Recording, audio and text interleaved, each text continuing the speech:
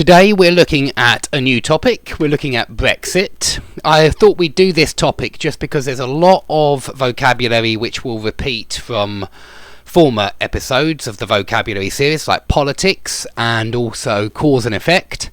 And also because it gives me a chance to sell my side of the story, which is I'm clearly a Brexiteer, as you can see from my t-shirt. I think we all have prejudices. We're all biased in one way or another. That's another good word to remember, biased. And so obviously I should say right from the beginning that I am biased towards this side. Prejudices is another good word to remember here as well. We do all have our prejudices. Now, the main topic for Brexit I've put in number one because I think this is the main issue for people voting about whether they want to stay in the EU or not. I think the main thing people will be thinking about is immigration. It's not the only thing, but this particular topic, immigration, it has bred resentment among a lot of people in a lot of European countries, I suppose, not just in Britain, but also in countries all over the world. I think there's a lot of resentment sometimes aimed at migrants. And perhaps it's not always a good thing, but the main idea from the Eurosceptic camp, one of the compelling reasons for leaving the EU is the migration crisis. So people would like to regain control of their borders, tighten security on the border, make sure that no kind of dangerous people come in from any other countries. People who are Brexiteers would argue that the problem with being in the EU is that you can't expel someone on the basis of their criminal record or restrict their entry to Britain on the basis of having a criminal record. If they're an EU citizen, they have every right to come. And so yeah, we would like to stop criminals from coming in, certainly. And also it would relieve pressure on public services if we reduced the number of people coming in. This is certainly the case. Now, the other side of the argument, I'll try and be fair and give them a say.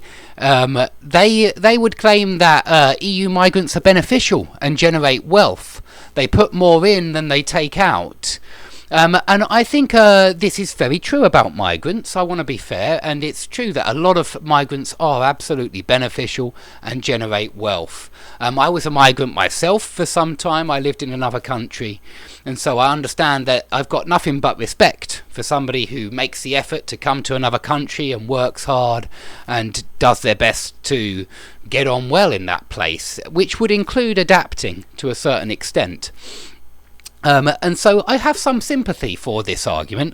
However, I don't understand why EU migrants should be better than non-EU migrants. I don't see why they should be more beneficial than non-EU migrants. And the problem with being a part of the EU is that we give special treatment to you if you're from the EU because you're special or more beneficial or something like this.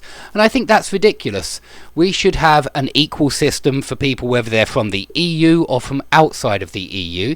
And the most important thing should obviously be what skills that person is bringing to the country. It shouldn't be where they're from, it should be what skills they have.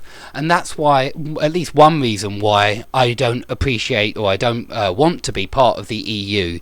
I think we should decide who comes in, and we should decide solely based on criteria, fair criteria of how skilled someone is and how likely they are to get on well in this country. Now, the second point, coming away from immigration, let's talk about bureaucracy in the EU.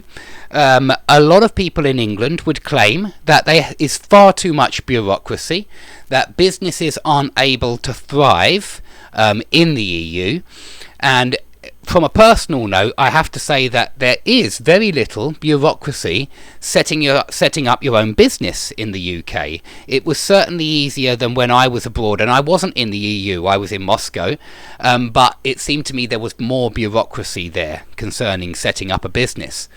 And I think things are pretty good the way we set things up for businesses, because we do like businesses to thrive, and I actually believe that it would be better for businesses if we left the EU because of the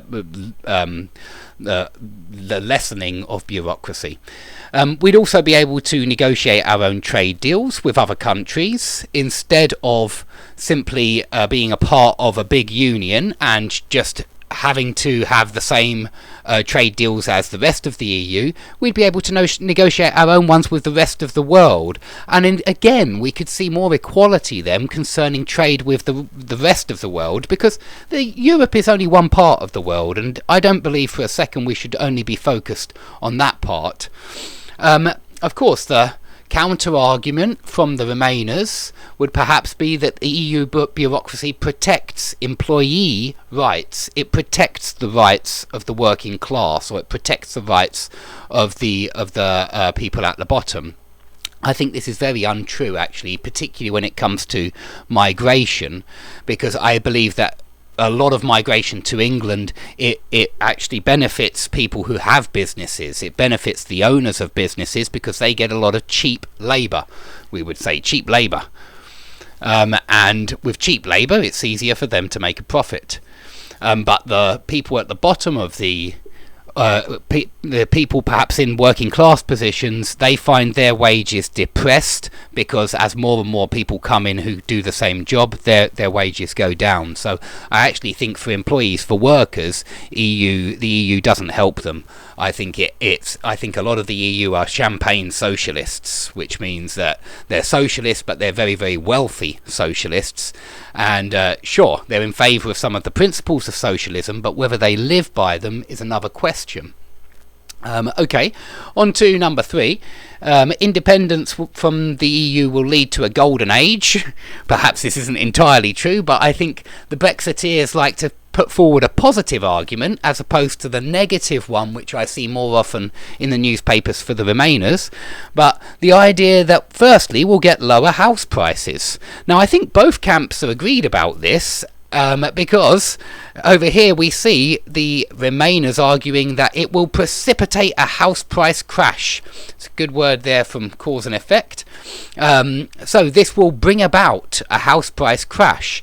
Now, whether prices go down or up, it's obviously a good thing. If you're young and you're trying to get on the housing ladder, you want lower house prices, and so this is like a golden age. But if perhaps you're a landlord and you own several properties, sure, a house price crash is a bad thing.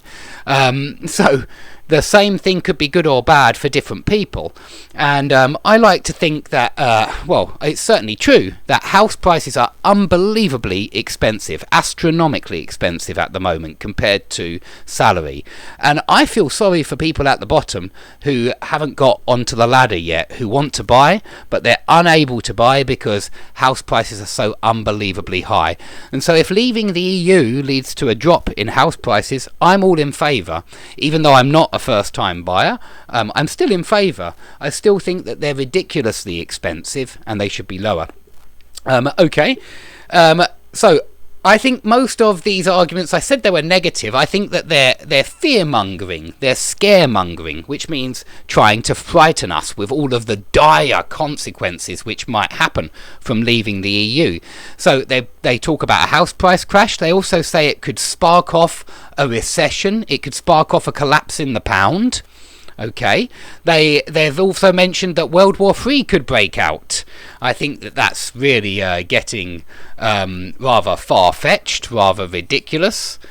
And lastly, I've even read that a cure for cancer could be delayed because scientific research, there wouldn't be so much money going into scientific research if we left the EU, and so a cure for cancer wouldn't be found as early as it could be. This is obviously getting it's fear-mongering, it's scaremongering. Okay, on to the last one, lower prices and higher prices. The Brexiteers claim that there'll be no EU quota on various agricultural products, food and drink, and because there'll be no EU quotas anymore because we've left the EU, if there are no EU quotas then prices will be lower. We also won't be making any more EU contributions, so we'll save millions or billions every year, I believe it's billions, and be be able to use those on public services, for example, which have been under pressure. On the other hand, the Remainers claim that there'll be higher prices, especially for holidays, which could well be true. Holidays may be more expensive, flights may be more expensive, and also people may need visas. Well, this may be the case, but I would say that holidays are for 2 weeks a year. I'm more interested in prices that I pay for the other 50 weeks a year that I'm living in this country. And yeah, it's a shame that holidays get more expensive, but if it's balanced by lower prices back at home, I really don't care. Okay, so please, if you have any comments about any of this, or if you want to discuss this, or if you want to debate this, please put your comments under the video. I'd be delighted to hear what you have to say, and perhaps to agree, perhaps to disagree. Anyway, thanks very much for watching, and I hope to see you all soon.